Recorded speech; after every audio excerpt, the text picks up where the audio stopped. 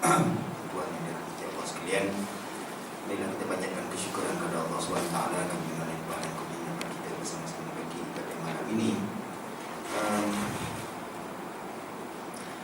Pada malam ini kita nak bincang tentang seperti mana yang tulis di bawah tu,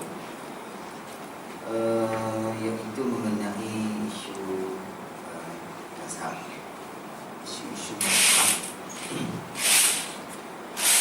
yang sejak kebelakangan ini banyak sangat orang bercakap tentang mazhab ini, yang sehingga kan ada yang membuat satu tindakan untuk kononnya untuk mendidik masyarakat ini tentang beberapa pegangan dalam mazhab. Contohnya isu pegang anjing. Ini isu mazhab sebenarnya. Jadi nak buatlah satu program mendidik rakyat ini. Kalau pergi tengok dalam program itu, gambar-gambarnya ya baguslah, akan diberi peluang dapat pegang anjing. Bukannya kan, bukan senang nak pergi pegang anjing, buat program nak pergi pegang anjing. Sukalah kan. Saya pun kalau boleh nak pegang juga anjing ni kan. Tambah pula bela anjing yang kaki pendek macam kucing tu kan, yang mata dia tak nampak tu kan, penuh juga, mata tak nampak. Comel juga kan kalau boleh nak bela anjing ini. Memanglah saya nak bela juga. Ada orang komen banyak dalam media sosial ni, dia kata, ya itu pun orang Islam ni nak pening-pening kepala. Dia kata, macam mana orang Islam nak maju kalau isu pegang anjing ni pun heboh-hebohkan dalam suatu khabar. Dia kata, macam mana Islam nak maju? Dia kata, orang Islam nak maju, benda kecil ni pun, dia kata, lagipun anjing itu cute. Pengunjung dia saya ada petikan komen tu ya, saya pun akuilah anjing ni cute lah. Dan banyak lagi lah isu-isu selepas itu yang menyebut tentang ya, kenapa kita tidak petikai membayar zakat menggunakan pegangan mazhab Hanafi, iaitu membayar pakai duit kan. Kita bayar zakat bulan Ramadan pakai duit kan. Dia ada negeri-negeri dia tetapkan, ni RM3.5, ni RM4, RM4.5, RM6 kan. Kalau ikut mazhab Imam Syafi'i ni, kita bayar pakai beras ya. Macam saya pergi ke Mekah dulu, berpuasa di Mekah ni dan beraya di Mekah ni, orang kata, ustaz, dia kata, sini tak amal pakai duit dia ustaz. Pakai apa? Kita sini pakai beras. Jadi macam mana? Ustaz kena pergi beli beras lah. Bagi beli beras, bagi kat saya. Oh gitu. Kita tak beramal dengan beras tu. Kita beramal dengan pakai duit. Pakai duit ini bukan mazhab Hanafi Syafi'i ya. Pakai duit ni, pakai duit ni mazhab Hanafi. Dan ada pula selepas itu pandangan-pandangan beberapa orang yang media sosial ni, telefon ni sekarang ni bukan saja untuk bercakap, tapi juga menyebarkan macam-macam. Bercakap, kita tak perlu sangat pada mazhab ini kalau kita boleh baca kitab kan? Buku terjemahan hadis Sahih Bukhari berapa-lama kedai, baca je lah. Yusuf Qaradawi keluarkan kitab 2 biji tu, fatwa-fatwa semasa. Apa payah? Ada masalah, buka kitab je. Oh gitu, senang lah. Jadi tak perlulah berpegang kepada mazhab. Nah, kita ni orang awam ini baca, akhirnya kita fikir mana satu boleh sokong tu. Mana saya ni dah berlama dah mazhab ni. Baik, saya nak cerita tentang beberapa isu tentang sejarah mazhab ini sebenarnya. Dan kenapa kita bermazhab Syafi'i di Malaysia ini, dan kenapa pemerintah menetapkan kita bermazhab Syafi'i. Baik. Selepas kita dijajah oleh British, kita dijajah ni lama, 400 tahun lebih. Ada pandangan mengatakan bahawa mazhab inilah menyebabkan orang Melayu lemah, dia kata. Okey. Beberapa orang menerima itu sebagai satu pandangan. Oh, betul lah, mazhab ni lah sebab kita lemah. Itu boleh petikai lagi lah, ya? Jadi lahirlah pada ketika itu kelompok-kelompok yang cuba nak bangunkan orang-orang Melayu ni, yang pada ketika itu lahirlah apa kononnya disebut sebagai golongan muda, kaum tua dan kaum muda. Kaum muda ini adalah sebahagiannya dibawa oleh pelajar-pelajar yang balik daripada Timur Tengah. Okay. Mereka ini terpengaruh dengan beberapa tokoh-tokoh pembaharuan di Timur Tengah ini. Antaranya ialah Muhammad Abduh, Syekh Tahir, yang pergi belajar sana, Syekh Tahir Jalaluddin, pergi belajar di Mesir, balik. Yang anak dia Hamdan Syekh Tahir ni jadi Penang punya kan. Ayah dia Syekh Tahir Jalaluddin, dia pergi belajar di Mesir. Mereka ini terpengaruh dengan pembaharuan yang dibawa oleh kelompok-kelompok ini, yang pada asalnya mereka ini membuat pembaharuan itu ialah untuk membebaskan tanah Melayu, tanah air mereka daripada penjajah. Jadi sumber yang sama ini mereka bawa balik ke sini ialah untuk membebaskan tanah Melayu pada ketika itu daripada penjajah. Isunya sama.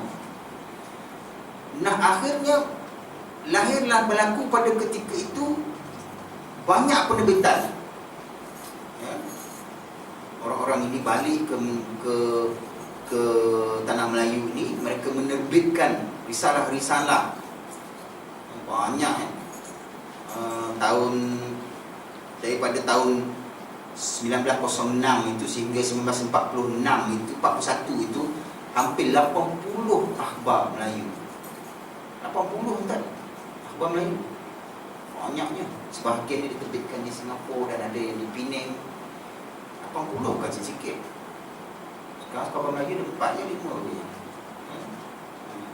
Itu pun kau tak beli. Tahu apa sebab itu. Jadi akhirnya gunanya akhbar ini ialah untuk mendidik. Selain daripada itu ialah untuk menimbulkan kesedaran di kalangan orang Melayu untuk menentang penjajah. Kan? Lahirlah bina masjid. Masjid dijadikan pusat pendidikan untuk membangunkan semangat membebaskan tanah Melayu. Saya ingat lagi bila Pak Lah menyebut tentang masjid Datuk dia ni, Syekh Abdullah Fahim, ialah begitu harmoninya pada ketika itu, ialah memang sebahagian daripada masjid itu digunakan oleh orang awam dan sebahagian digunakan oleh orang baik. Ya okey, nak gunakan, tapi untuk membangkitkan semangat membebaskan tanah Melayu ni. Setelah Fahim. Jadi baguslah sejarah-sejarah itu orang tak tahu, ya, bagaimana orang dulu fikir, ya, orang ingat mudahlah nak apa ni, nak merdeka ni, usaha tu bermula itu. Maka lahirlah pertembungan-pertembungan di antara golongan-golongan muda dengan golongan-golongan tua.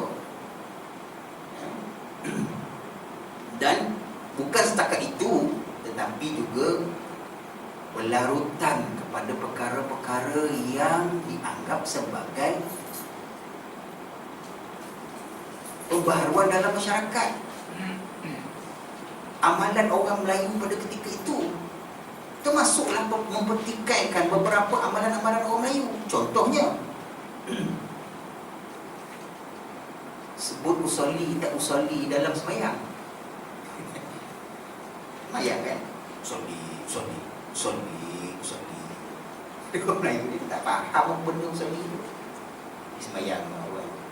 Sembahyang kau orang Arab. Usolli. Cakap kuat tu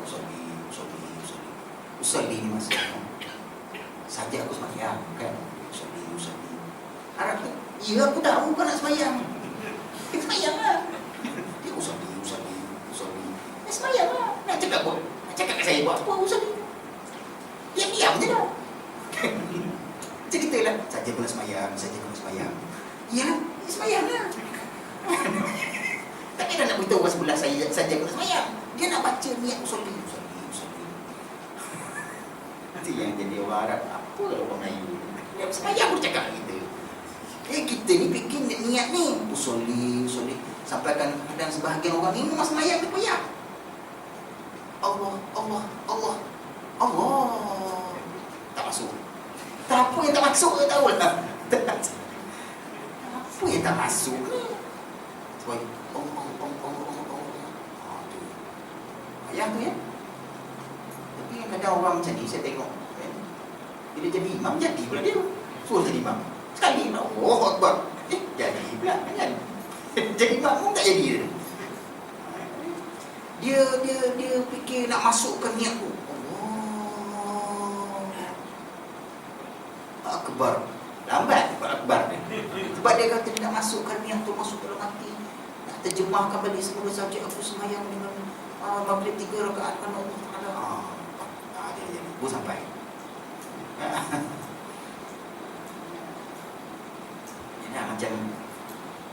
Macam ni lah kan, macam kita puasa lah. Puasa ni mak-mak kita dia.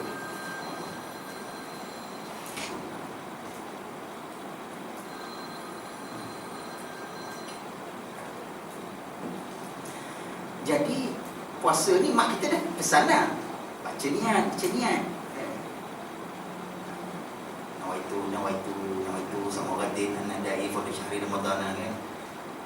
Nak sekarang ini ialah mungkin dah orang sekarang ni orang dah faham dah. Niat ni tak payah hari dah baca dah. Kan? Bangun sahur tu niat dah.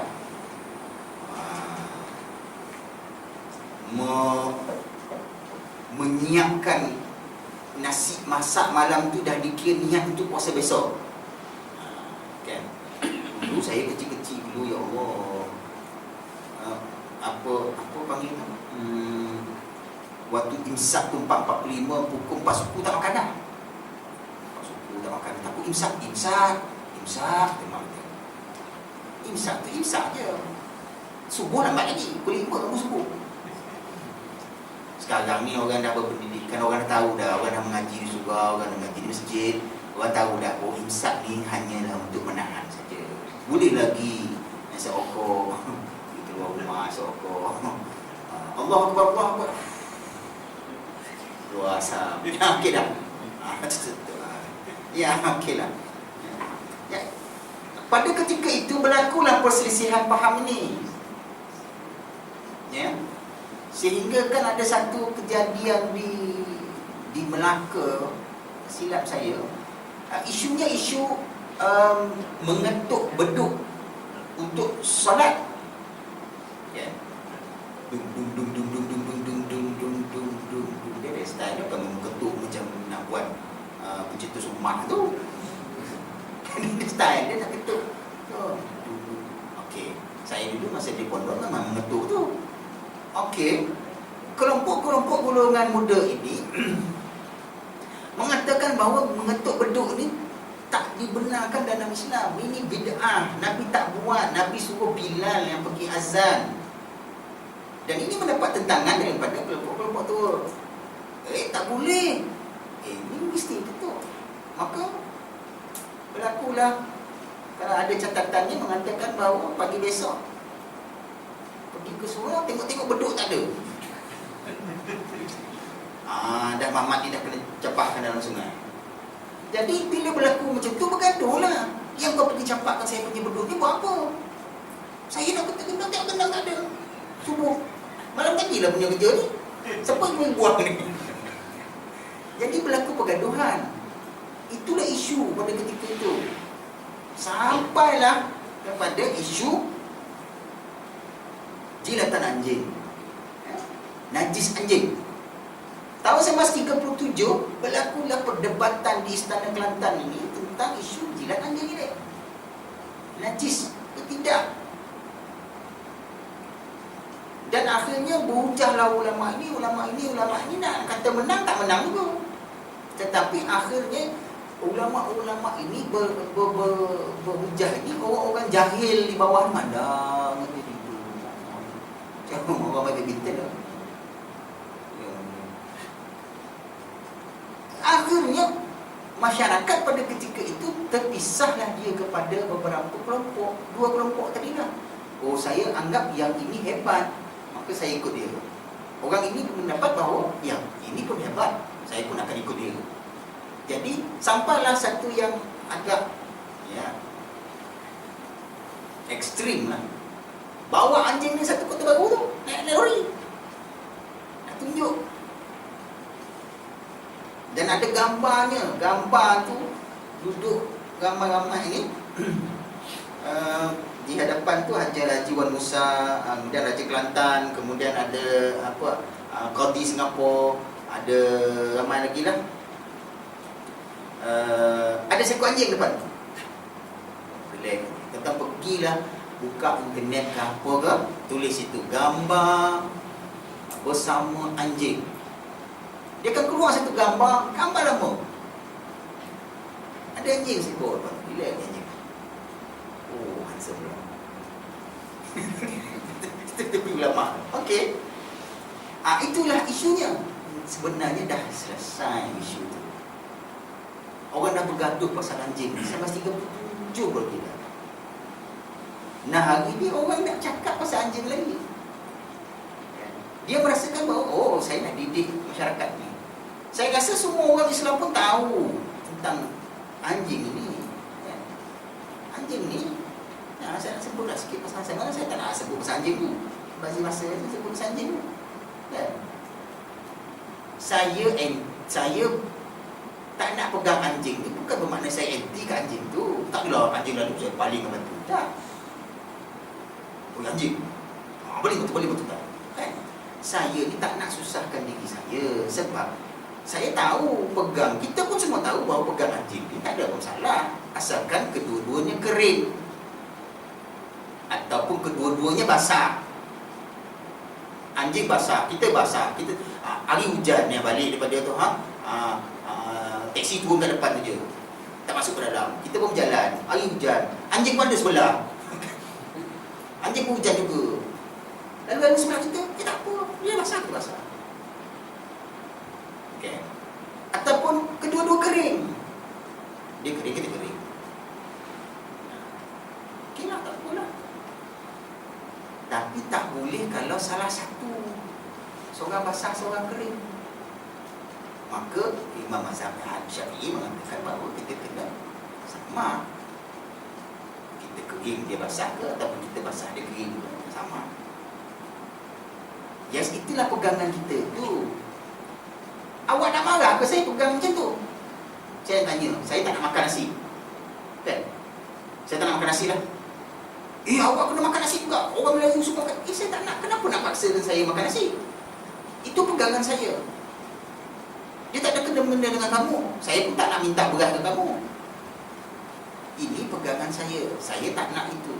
Akhirnya saya tak nak pegang anjing tu. Sebab saya tak nak sesusah saya. Buat apalah saya nak pegang anjing ketika tiba-tiba, alamak, terasa pula basah anjing tu. Dia bau jilat bulu dia. Dah kita pula terpaksa nak pergi cari ular susah. Abang buat apa bang? Tadi abang tadi ngusik anjing nampak macam cute. Ngusik pula basah pula. Mesti orang kata, yang abang gatal-gatal pergi usik buat apa? Katakan. Yang kita ni yang elok-elok tadi, kenapa nak pergi gatal-gatal pergi usik? Itu je. Jadi, semua orang faham lah saya rasa. Dan semua orang tahu. Dan itulah pegangan mazhab Syafi'i. Dan di beberapa kawasan-kawasan di dunia ini, tak sama. Contohnya, di mazhab Syafi'i ini lahir di Mesir. Tetapi orang Mesir tak bermazhab Syafi'i. Orang Mesir, orang Timur Tengah, orang India, orang Pakistan, orang Turki bermazhab Hanafi. Orang Afrika, orang Afrika Utara ke Eropah Tengah ke, dia bermazhab Maliki. Orang Saudi bermazhab Hanafi. Walaupun Imam Malik duduk di Saudi. Orang di sebelah Asia ni, walaupun Imam Syafi'i tak duduk ke Asia ni, dia mazhab Syafi'i. Mana dia dapat? So, semua orang ni menetapkan mazhab dia masing-masing. Okay. Tujuannya untuk apa sebenarnya ni? Tujuannya ialah untuk supaya mazhab ini ditentukan kerana memudahkan urusan hukum. Dan tak mahu orang-orang ini, kita ni duduk bertelagah di surau. Contoh, satu berlaku di London. Okay. Di London ini, mereka telah benarkan untuk semayang sunat tarawih. Jadi oleh kerana banyak mazhabnya, maka bergila-gila lah jadi imam. Mazhab ni jadi imam dulu. Mazhab ni dapat 10 hari kemudian. Mazhab yang lain dapat 10 hari kemudian. Jadi bila mazhab ni bersemayam, mazhab yang tak serupa ini mereka bantah. Contohnya mazhab solat tarawih 20 rakaat. Imam Hanafi tak setuju 20 rakaat ni. Sebab dia kata tak ada dalam, Nabi tak buat. Nabi buat 8 tu. Jadi bergaduh dia nak semayang tu. Akhirnya bertumbuk. Akhirnya polis tutup surau. Jangan semayang dalam macam tu. Ini semayang ke nak bergaduh? Akhirnya tak semayang. Nah, apakah itu yang dikehendaki oleh pemerintah? Maka pemerintah menetapkan, macam kita ni tetapkan. Kalaulah kita lantik satu orang yang bermazhab, contohnya ada mazhab yang mengatakan bahawa mazhab Hanafi, kalau tidak saya, membaca Bismillah dalam Fatihah ini wajib bagi orang Syafi'i. Bismillahirrahmanirrahim. Tapi tidak pada mazhab lain. Sebab itu kalau kita pergi Mekah, kan, dia tak baca Bismillah. Ada pendapat mengatakan dia baca slow. Alhamdulillah. Alhamdulillah. Kita tak, kita kena dengar perkataan Bismillah. Sebab Bismillah itu termasuk dalam 7 ayat Fatihah itu. Jadi, nah, kau tak baca Bismillah, kau sah ke tidak semayang kau ni? Di situ dah perbahasannya. Imam Syafi'i yang pernah bersembahyang di belakang orang bermazhab Hanafi, dia tidak membaca kunut. Tak baca kunut semayang subuh. Semayang, orang belakang tanya, wahai Imam Syafi'i, bukankah kamu mengatakan bahawa semayang subuh ni ada kunut? Yes, saya tahu, tapi saya menghormati kamu yang tidak ada kunut. Nampak tak dia punya toleransi? Kalau nak bergaduh, memang bergaduh. Kunut kunut. Jangan nak kunut pula. Kunut, tahu tak? Kadang baca kunut. Siku orang. Kalau nak bergaduh, memang bergaduh lah kan. Tapi kunut ini bukan syarat sah sembahyang. Syarat sah sembahyang ada 13 rukunnya. Betul tak? Begitu juga dengan tahiyat awal misalnya. Saya tahu saya tak ingat cerita dengan tuan ke tidak. Di masjid di surau saya tu, imam lupa sembahyang, imam lupa untuk tahiyat awal. Maka rakaat kedua sok naik ke atas. Yang belakang-belakang ni dia tahu menegur imam je. Sebab dia dah belajar dengan ustaz, tegur imam subhanallah. Maka subhanallah.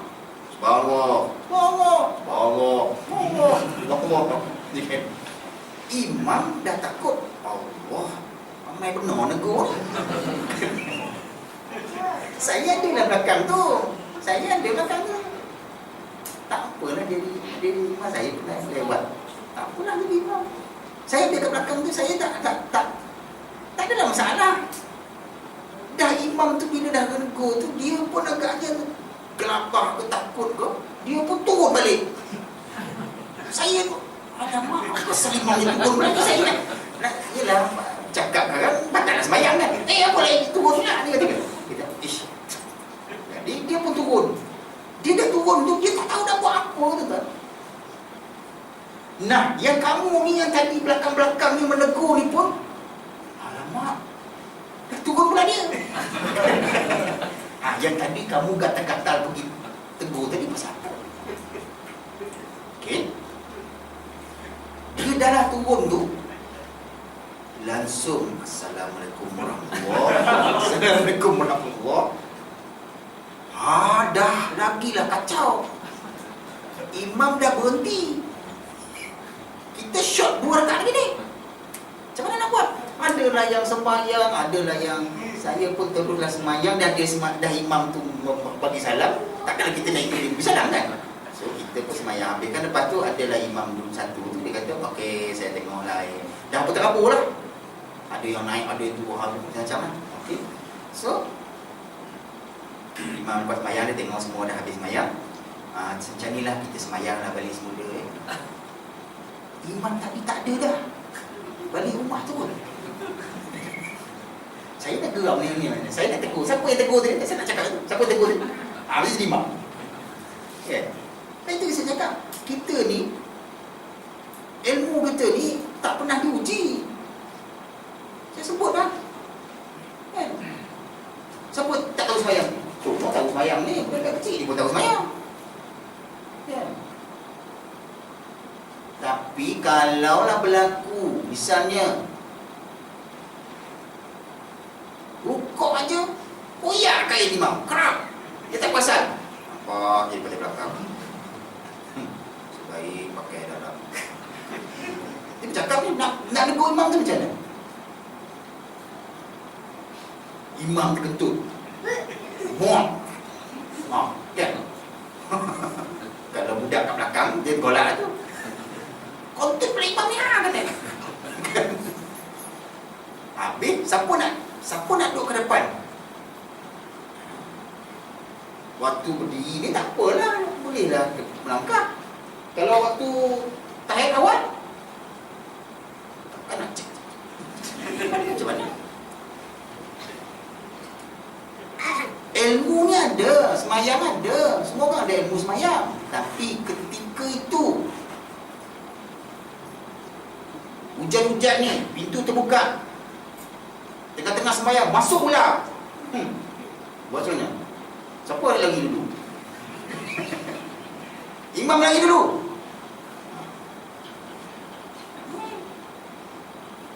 Itu ilmu. Yang itu tu dia takkan tahu, melainkan dia berlaku tu baru tahu macam mana nak mengatasi masalah. Kan? Kita kat belakang tadi tu, macam tu rupanya kalau imam batal. Kan? Baru-baru ni saya semayang saya pergi ke Maha tu. Semayang sempit lah. Orang semayang depan. Maka saya cakap dengan dia orang ni, jangan semayang asing-asing. Kalau kita dalam tempat sempit, kalau tempat sempit ni, kita kena semayang berjemaah supaya satu set habis semayang keluar satu set. Kalau semua orang semayang sini, tak mana nak semayang? Okay, tak apalah. So ada kawasan tu dapatlah satu saya semayang. Jadi imam. Kira saya jadi imam. Lepas itu orang depan itu dah habis semayang. So dia keluar. Dia pergi keluar sebenarnya. So kalau kita tak tahu nak buat apa, ataupun kita tak fikir orang, kita akan tetap semayang macam tu. So saya ambil satu tindakan sebab saya fikir orang akan semayang ramai ni.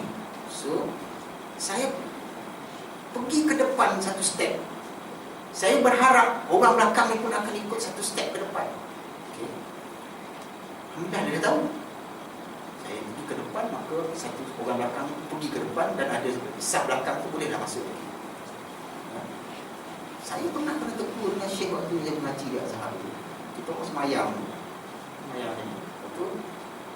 Tempat tu seperti Syekh nak keluar ke pintu. Tak boleh masuk, tak boleh nak keluar. Syekh dah habis semayang, kita ni masih buk. Semua syekh-syekh kopi yang merah berlaku. Akan nak tegur kan. Jadi dia nak keluar tak boleh. Orang Arab ni dia kerja gitu kan. Tegur nak keluar tak boleh. Orang masbuk. Ni depan ni kosong banyak. Dia sound je. Siapa yang duduk ke depan sekali itu melangkah ke depan. Macam tu. Ini kita ni semayang ni. Allah. Kita faham dia cakap tu. Budak-budak ni tak berani nak melangkah. Sebab kononnya khusyuk ni. Konon khusyuk. Tak dengar ni tu. Kita nak khusyuk semayang.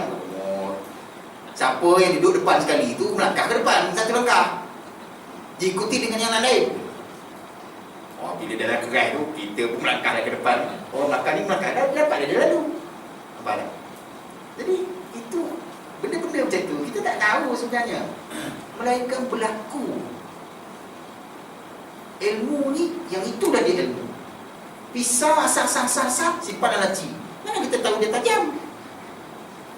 Asap simpan laci. Lepas tu pakai pisau lain. Ayam jangan pakai pisau ni tajam. Mana apa tahu? Tak apa dasar tu. Tak tahu sah. Nak tahu tajam ambil. Tajam apa dah? Ni apa ni? Panjang ni. Buang kerat. Tajam ni. Barulah kita tahu pisau tajam. Kita tahu kita ada ilmu tentang semayang. Nah, bila satu hari kita mesti tahu ada masalah. Jangan besok kita balik daripada haji, orang dah panggil kita haji, pakai kopiah putih, beli jubah baru cantik putih. Haji. Duduk belakang imam. Kita pun dengan haji pakai putih. Sok. Tutup batal kawan. Kain dia buyar. Kita ni tak tahu. Tekan ke kuih orang sebelah. Kau batal lah.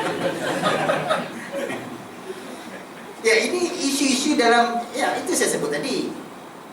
Ini isu solat. Ada orang berpendapat bahawa tak perlulah kita nak, ya, kita contohnya kita pergi Mekah misalnya. Orang Islam, orang mazhab Imam Syafi'i mengatakan bahawa usik orang perempuan ni batal dari semayang. Kan? Ya. Mazhab lain tidak. Mazhab Hanafi misalnya. Jadi sebahagian orang mengatakan bahawa okey, kita pergilah ke Mekah ni, kalau kita nak menunaikan haji ke umrah, kita ikutlah mazhab Imam Syafi'i. Mazhab Imam Hanafi. Tetapi tuan-tuan kena ingat bahawa ada syarat-syaratnya untuk nak pergi melompat itu. Bukan boleh melompat-lompat. Rasa macam kita pakailah mazhab Hanafi ni, senang gitu.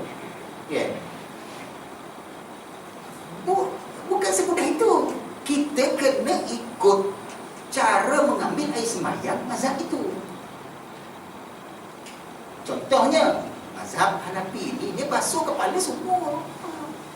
Basuh, kita ambil kepala sikit je pun. Orang perempuan dia malam kat tegur. Dah. Kan? Tapi mazhab Hanafi dia basuh semua. Itu syarat dia. Yes, kalau kau nak ikut syarat aku ni, kau ikutlah cara ambil semayang aku ni. Dia tak boleh yelah, kereta, kita beli kereta kan. Kereta kata tuan, ini pakai minyak petrol 97, RON 97, mahal-mahal lah di 97. Okey, tak bolehlah kita rasa ni syarikat aku nak pakai sejuk, okey tu ambil sejuk. Tak mahu dia lah.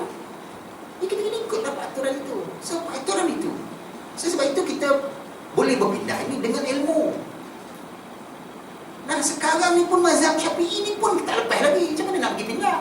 Dan kita pun bukanlah boleh nak berpindah sesuka hati saja. Saya boleh pegang suami saya. Nah, saya nak cakap terang lah. Kalau orang tanya, Ustaz, boleh tak saya pegang suami saya kalau saya ada motor? Saya nak tanya satu. Sembahyang ni 5 waktu je. Lepas daripada 5 waktu, nak pegang ke, nak cium ke apa, pegang lah. Kenapa waktu nak wuduk ni je nak pergi kata-kata nak pergi pegang lelaki? Ataupun lelaki kita nak pergi pegang suami, ayang, abang ada semayang, kata pegang. Tak? Yang gatal-gatal nak pergi waktu ada wuduk ni pasal apa? Selesaikanlah dulu, ni semayang ke apa ke. Lepas tu nak pegang-pegang lah, bukannya lama sangat ada wuduk ni pun. Kan? Jadi yang nak kecoh sangat, saya nak berpegang kepada mazhab lain. Mazhab Hanafi, boleh pegang isteri tak patah wuduk. Nah, tujuannya untuk apa? Saya nak tanya. Nak beritahu ke orang, saya kan, saya pegang isteri saya tak ada wuduk, tak patah. Yang tujuan apa? Jadi tak payahlah nak fikir nak tunjuk ke orang bahawa saya boleh pegang.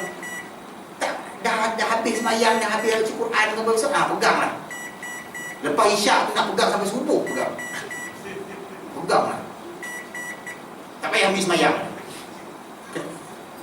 Takkan kita nak beritahu saya semayang saya daripada isyak, saya pegang isteri saya, subuh saya tak habis semayang lagi.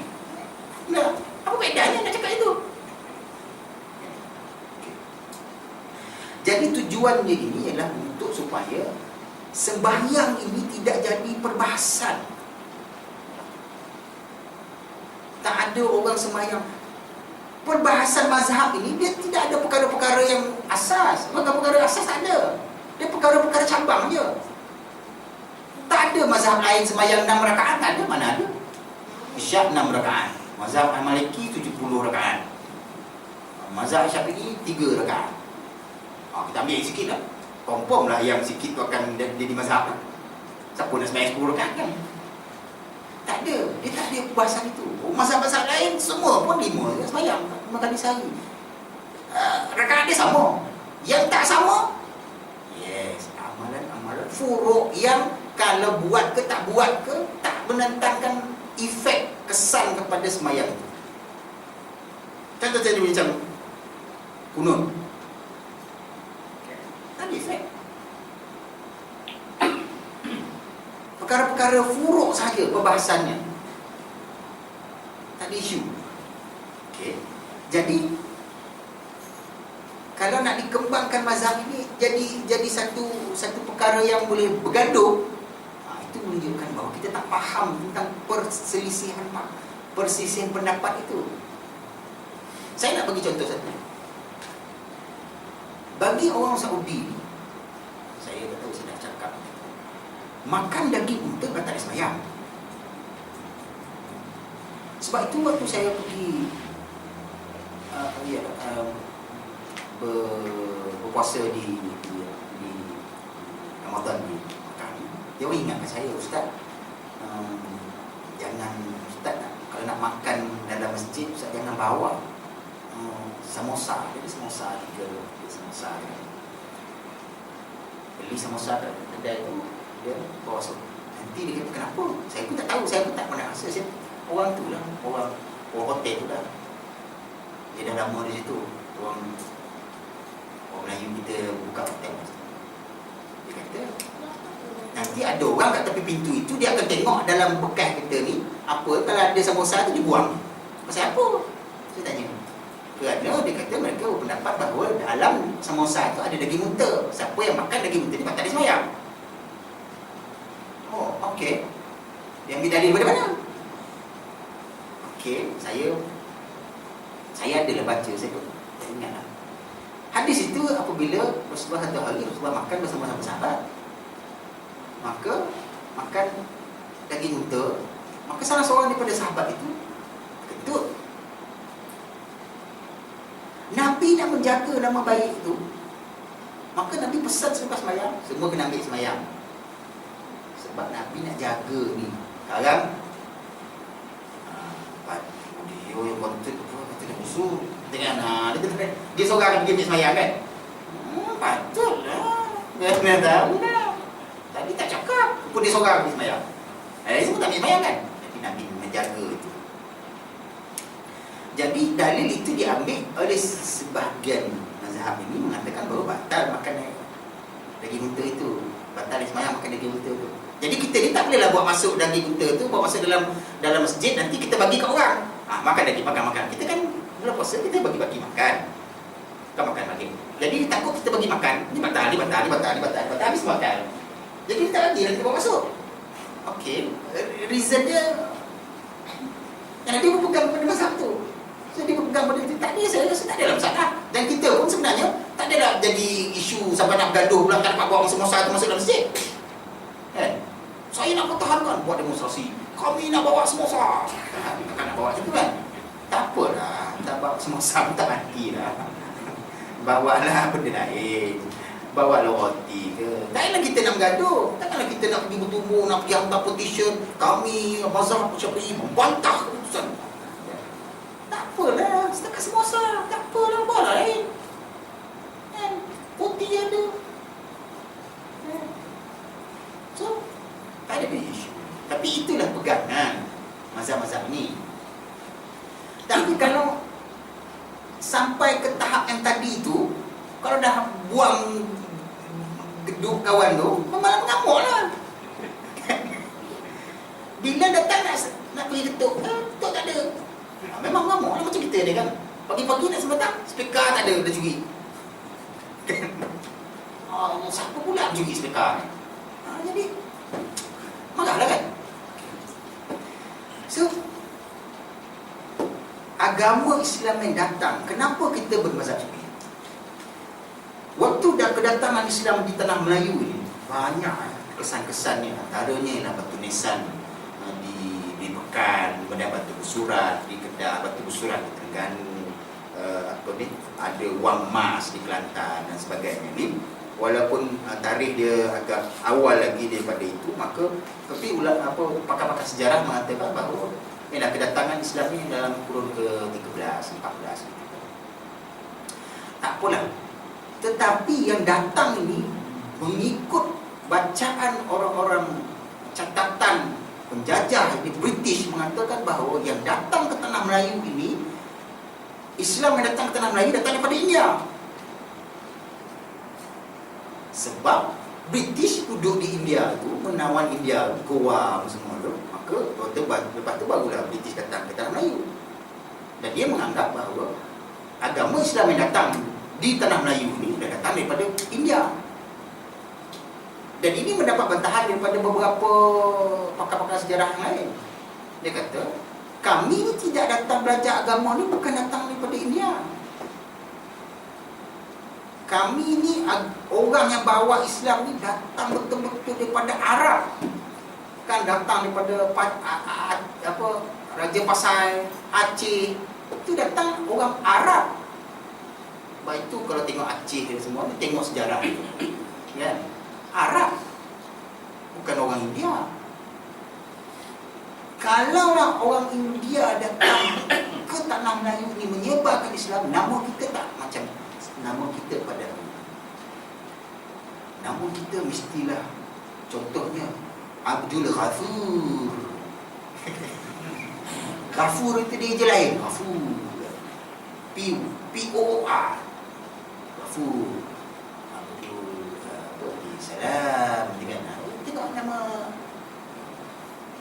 kita tengok pekerja India tu lah, nama dia siapa? Tak, nama kita datang ni, nama kita Osman, Abu Bakar, Aisyah. Yang asalnya dulu nama orang Melayu apa? Asalnya nama orang Melayu dulu Bulan, Mawar, Kenanga. Lahir putih, putih. Lahir gelap, hitam. Ada kampung saya di Kuala Pindah tu, ya Allah, nama dia Bacang. Saya tanya, kamu lahir dulu agaknya waktu tu mesti Bacang. Agaknya lah ustaz, dia kata Bacang banyak masa tu. Nama dia Bacang. Bacang. Jadi mak dia senang aja, apa nak gaduh, tak ada kena-mengena dengan agama. Waktu lahir tu bunga mawar penuh. Mawar senang je. Paling senang dara. Dara. Okay. Itu yang orang kata surau tu anak dara jadi imam. Sah tak semayang? Mana nak sah anak dara? Sah. Sah. Mak dia dara. Jadi sah semayang. Dia lelaki. Dia tu anak dara. Anak dara tu ujung Tuhan. Dara yang duduk ujung kampung tu, dia tu anak dara. Siapa jadi imam? Anak dara tu lah. Mana sah jadi semayang anak dara? Sah semayang. Sebabnya jadi semayang tu bukan anak dara perempuan, itu anak dara lelaki. Apa payah benar nama orang dulu. Sekarang ni ya, orang sudah pengaruh Islam tu datang, maka kita nak namakan anak kita ni, nama kita ni Arab sikit.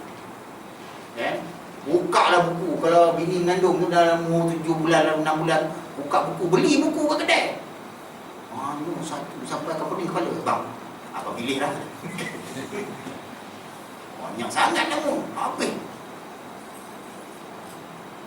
Tak ada lagi dah. Cantum-cantum nama tak ada dah. Dulu kan Masdah, Masnah, Daud. Cantum jadi Masdah. Masnah, Daud. Jadi Syamsiah, Zahirin jadi Shazam. Shazam pula campur-campur ni. Allah. Jadi tak ada dah campur-campur, potong-potong nama tak ada. Jadi kita dah buka kitab. Kadang-kadang tanya ustaz, bagilah nama yang elok, nama Arab. Ada yang sesuai, ada yang tak sesuai lah. Nama-nama sahabat-sahabat. Contohnya sahabat Nabi, bukan nama, saya nak sebut ni bukan nama hina tak. Tapi ada sahabat-sahabat Nabi nama dia Khabbab. Kalau kita namakan anak kita Khabbab, orang Arab dia boleh. Cuba bayangkan kat restoran kebab, dia tak jadi Khabbab dah, jadi kebab. Kebab. Ya kebab satu. Tak, tu nama saya. Kebab. Jadi Khabbab. Jadi benda yang kita tengoklah kesesuaian. Janganlah sampai satu hari besok jadi itulah. Okey. Jadi pengaruh Islam ini datang daripada Arab. Hanya orang-orang Jawa saja yang di tanah Jawa itu yang tidak berubah. Kan Wali Songo ada 6 7 orang tu. Salah satunya pada ni. Kalau ikut sejarahnya, dia berpakaian Jawa. Dia tidak pakai jubah, dia tak pakai itu, dia pakai Jawa, topi Jawa melekat. Jawa. Nama orang Jawa pun tidak berubah. Kan? Sono. Tapi Islam. Hanya selepas itu ada pengaruh, selepas pergi haji baru berubah nama jadi Osman. Okey, tak apalah tu. Jadi orang di sebahagian daripada orang Melayu ini berubah, ya? Berubah. Nama-nama sudah bertukar. Slang kita berbeza dengan Arab. Slang kita lebih pada Arab tau. Kita sebut insya-Allah. Insya-Allah. Cina ataupun bagus je. Insya-Allah. Okay. Kalau kita dapat pengaruh daripada India, daripada Cina, Islam ni, kita tak sebut macam tu. InsyaAllah. InsyaAllah. Dia lain kan. Pakaian kita, ya. Pakaian kita jubah Melayu. Yes, baju Melayu. Kita ada identiti kita sendiri. Nah, kita tak pakai pakaian India. Betul, dakwah kita berbeza, ya. Bacaan Quran kita, sebutan kita satu-satu, ya. Semua itu menunjukkan bahawa Islam datang ke tanah Melayu ini daripada Arab. Dan orang-orang yang datang daripada Arab ini semuanya bermazhab Syafi'i. Sebab itu jadi. Okey. Sebab itu jadi. Jadi fatwa sebenarnya 1985, saya ingat fatwa dalam fatwa ini menyebut bahawa, saya sebut tentang fatwa, satu ketetapan. Okey. Keputusan muzakarah fatwa Majlis MKI kali ke-14 yang diadakan pada 22-23 Oktober 1985 tentang mazhab-mazhab yang muktabar dalam fiqh Islam. Saya sebut.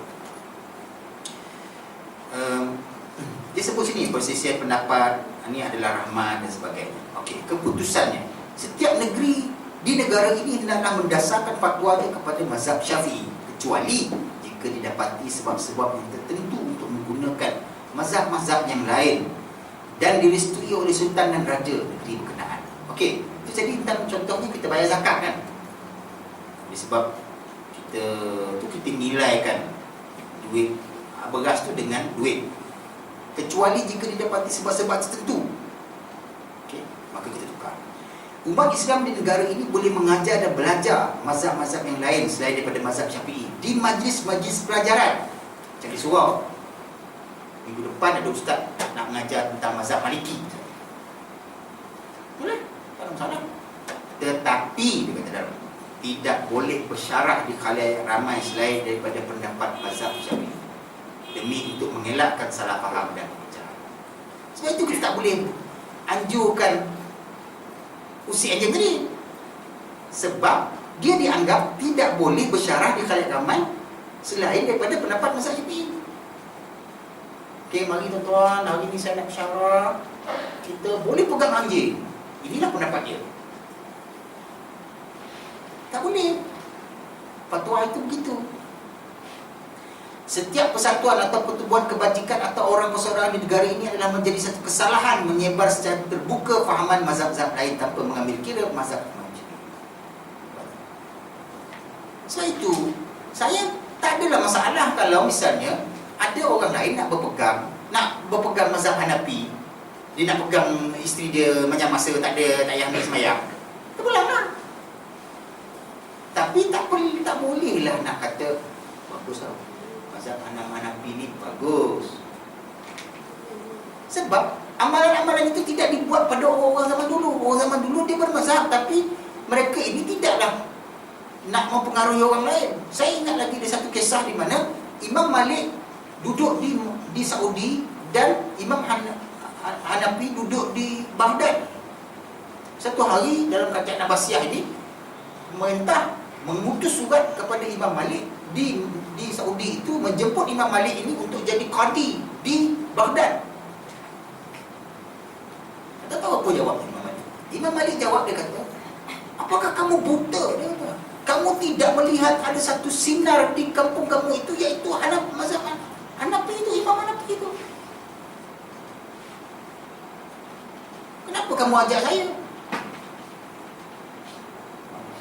Kenapa Imam Malik tak nak pergi? Sebab kerana Imam Malik pergi, dia akan jadi qadi ke situ.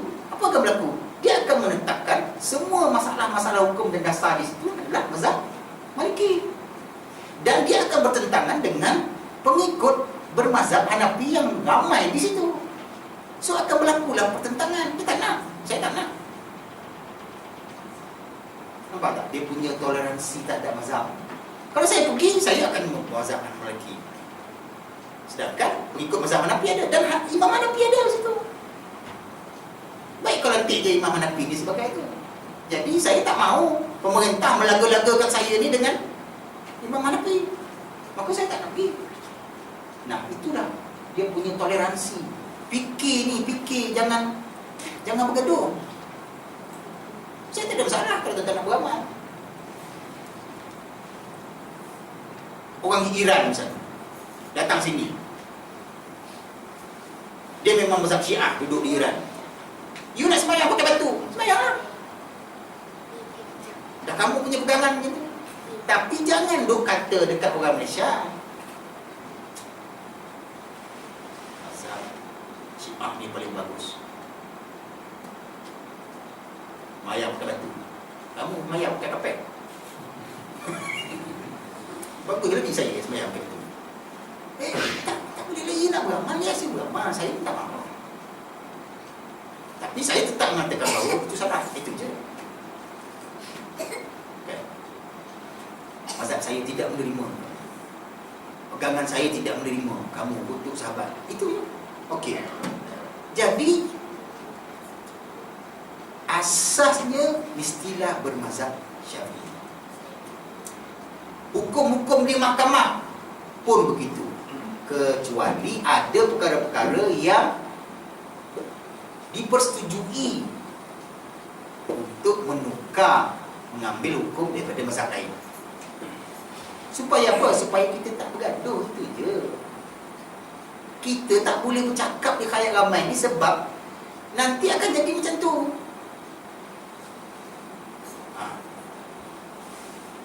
Contohnya, baca Yasin malam Jumaat. Kalau kita kata baca Yasin malam Jumaat ni bid'ah, kan? Ini bid'ah. Kullu bid'atun dalalah wa dalalatu finnar. Siapa yang mengamalkan bid'ah ini, semua bid'ah sesat. Orang yang sesat semua masuk neraka. Jadi tuan-tuan janganlah masuk, janganlah baca Yasin. Kalau tidak, kita ni semua belenggu dalam neraka. Malaikat bertanya, apa ramai benar ni pakai kopiah belaka dalam neraka? Kami ni semua mengamal bid'ah belaka, maka kami semua masuk neraka lah. Yang tak baca Yasin duduk kat luar, duduk kat syurga pula. Tak pakai kopiah, duduk kat syurga. Kita pula pakai kopiah duduk dalam ni semua. Imam, Bilal, siap. Ramai kawan dia lagi. Sebab apa? Sebab kita baca Yasin. So kalau itu diamalkan, kita tak fikir panjang. Kenapa orang Melayu di alam Melayu aja, di Asia Tenggara dia baca Yasin dan Jumaat? Orang Arab tak buat. Orang mazhab Syafi'i di tempat lain pun tak buat. Tetapi amalan itu dibuat di bahagian-bahagian sini, belah-belah sini. Kenapa dibuat macam tu? Adalah sebabnya. Pada ketika dahulu, ulama-ulama ini memikirkan bahawa yes, perlunya bertemu seminggu sekali di surau. Okay. Dulu dia jauh, tuan. Bukan tu macam ni. Sebelah tanya, Bapa sebelah nampaklah dia buka lansir semua sebelah. Buka lansir ke? Nampak sebelah buka lansir. Dulu tak macam tu. Dulu jauh. Nak pergi ke rumah belakang, dia dekat je belakang. Tapi semak. Kena pakai tu jamu. Saya dulu pernah lah pakai. Tak tahu slide. Bakar. Wah, belakang dia. Kena bawa dua. Sebab sampai habis. Balik kan kita satu je. Bawa dua. Weh tu bakar. Kan balik nak bakar balik. Nak pergi mengaji tu. Itu tak ambil kira rimau, ular, melintas-lintas tu, hantu, tak ambil kira tu. Jadi ulama fikir tak apalah, kita berkumpul lah di surau ni seminggu sekali baca Yasin, bawalah makanan-makanan. Sambil-sambil tu kita boleh dah bertanya, oh ada lagi kamu ni, ingat mati dah, berapa sihat, mana yang makan kali 4 buat petang tadi ni. Kan keluar pun ramai dari semula, rasa ukhuwah. Kalau tak buat macam tu, orang tak berkumpul di surau. Amalan itu dikekal lah sampailah hari ni. Malam Jumaat ni baca Yasin.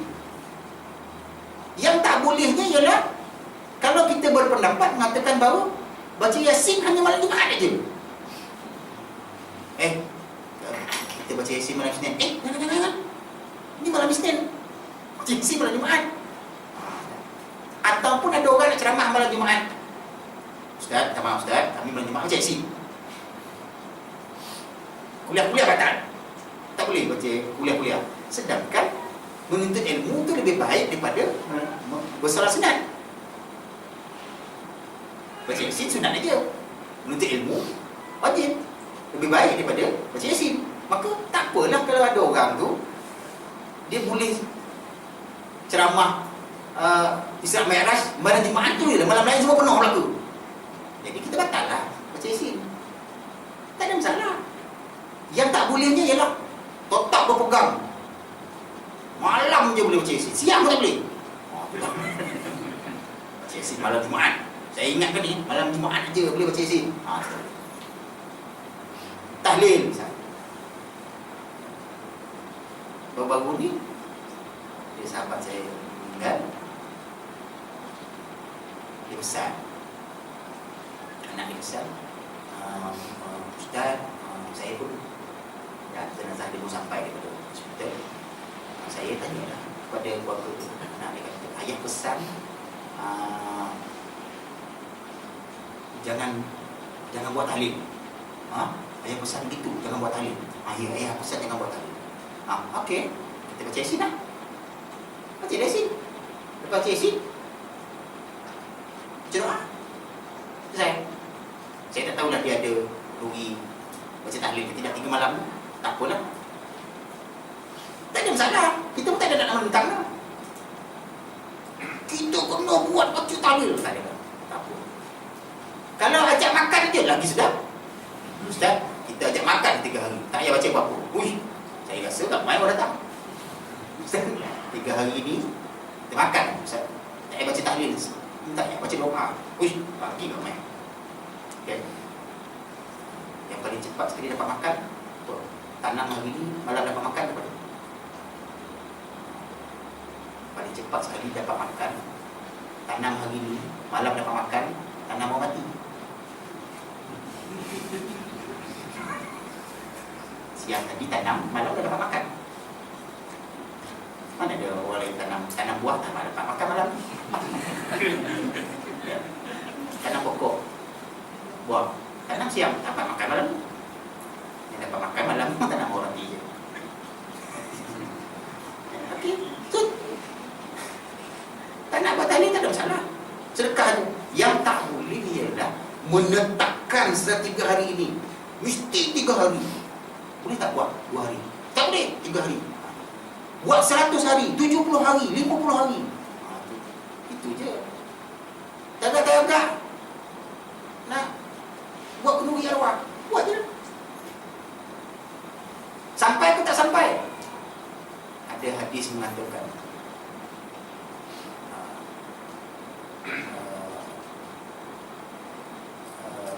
hadis mengatakan bahawa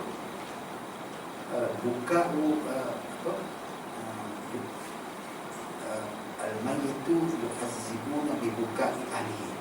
Dia kata mayat akan terazab dengan tangisan ahli-ahlinya.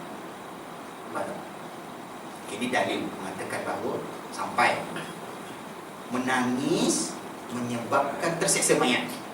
Okey, apa dalilnya hadis dia? Mayat terseksa dengan bibuka'i ahli, maknanya dengan tangisan ahli. menangis dan seksa mayat. Apakah adil Allah itu kalau sekiranya hanya azab saja yang sampai kepada ahlinya? Nangis, dia tak rasa.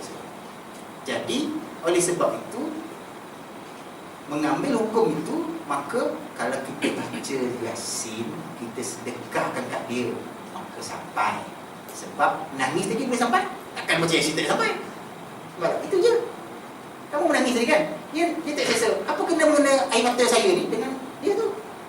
Tapi Nabi kata, terseksa mayat itu dengan berbuka ahli, dengan tangisan ahli ibu waris. Jadi kalau tangisan yang boleh sampai, apa tak lagi lah kalau kita baca doa, kalau kita baca Yasin, kalau kita baca macam-macam. So, bolehlah buat.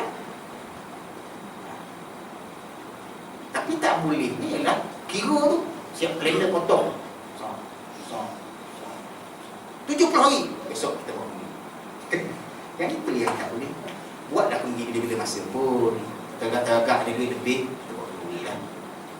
Cuma bezanya kita ni, orang-orang belah-belah sini dengan orang-orang belah Kedah, saya Kelantan. Kedah ni, saya duduk dah agak lama juga, 2-3 tahun juga. Orang Kedah ni selalu buat duit kan. Yang simple je. Orang Kedah ni dia buat laksa je. Dia memang hantu laksa. Jadi buat laksa je, cucuk laksa. Kita tak, kita nak buat kenduri ni lauk 3 nasi berani. Dekat dengan nasi Arab, ambil kedai Arab, nasi Arab. Belanja tinggi, sebab itu kita susah nak kumpul duit banyak-banyak baru nak buat kenduri. Kalau kita buat laksa, sebulan orang umpan. Laksa je dia buat ni. Ajak kenduri. Kita ni tadi dia petang tadi tak makan. Itu masalah kita ni. Kan? Kita pergi mahu orang makan, dapat sikit umpan. Lauk sikit sangat. Macam tak nak ajak kenduri je. Ya, alhamdulillah dapat. Ya. Lepas tu kita orang saya mana?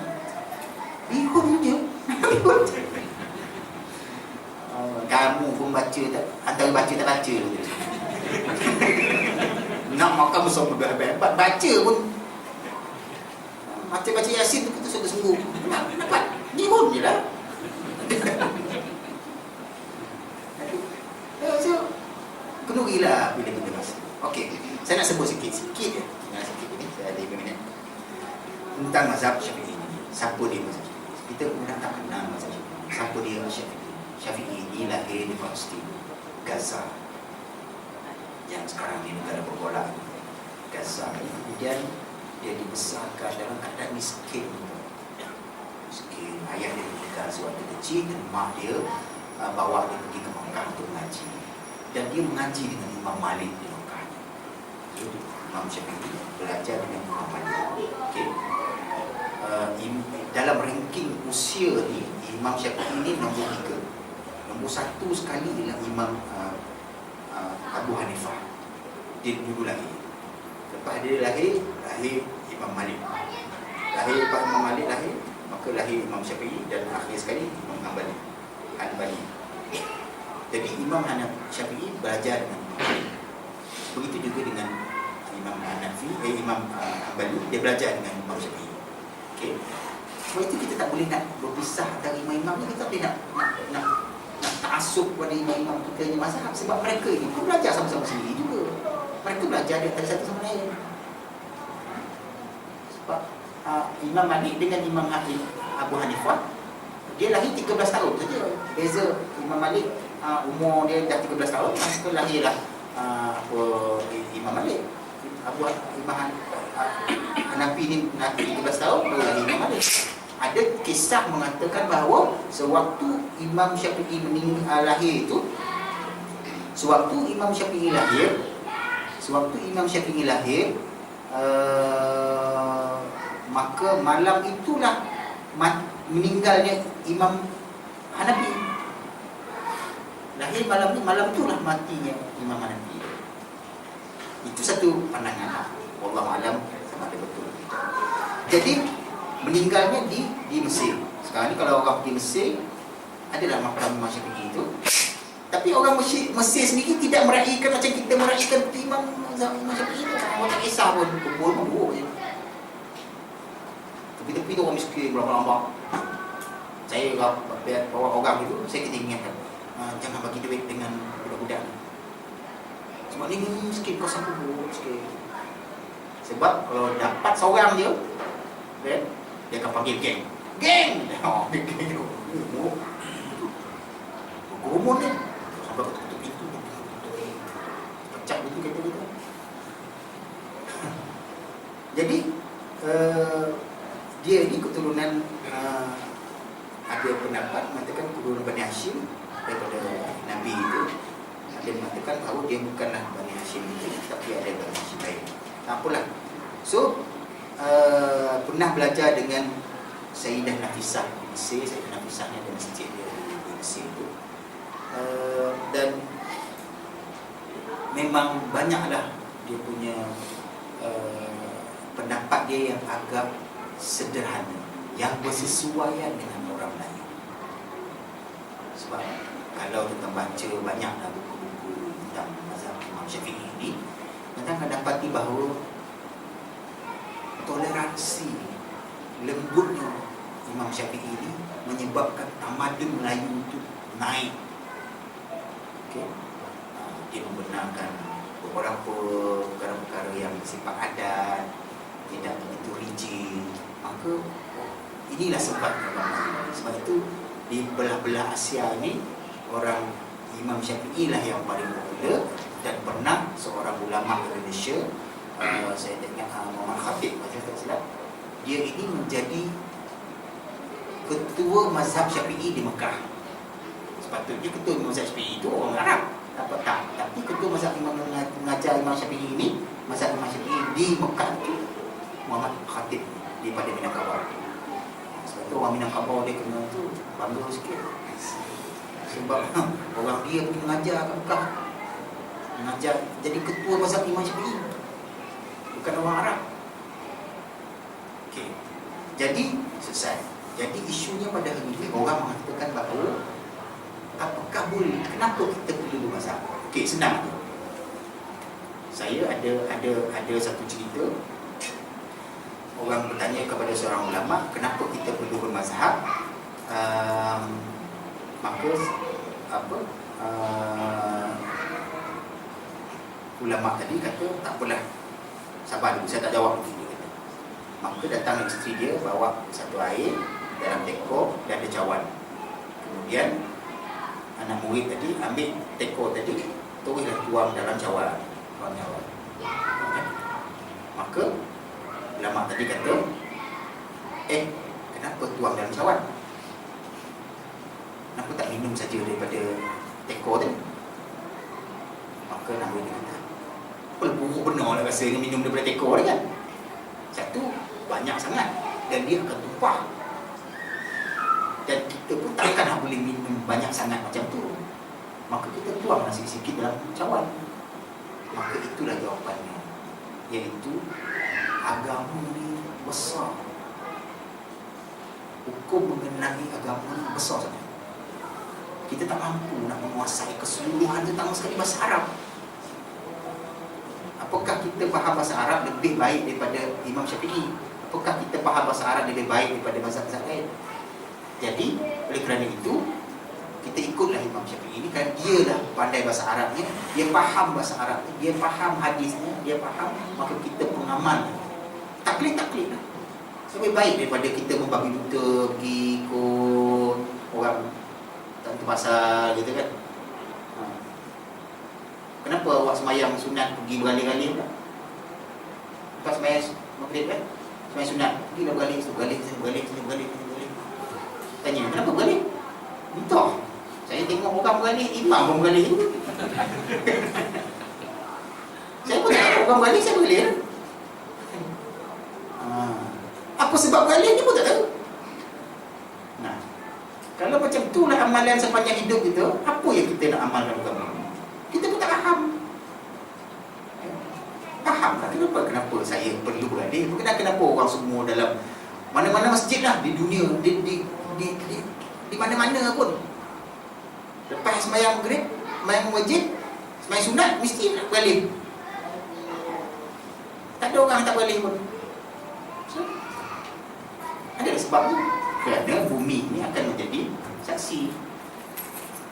Setiap bumi mana kepala kita ni sujud ni, dia ni lah yang akan jadi saksi kita di akhirat. Mengatakan bahawa kita sujud. Maka sebab itu kita boleh nanti inilah saksinya. Janganlah besok malam esok mayang di dalam rumah.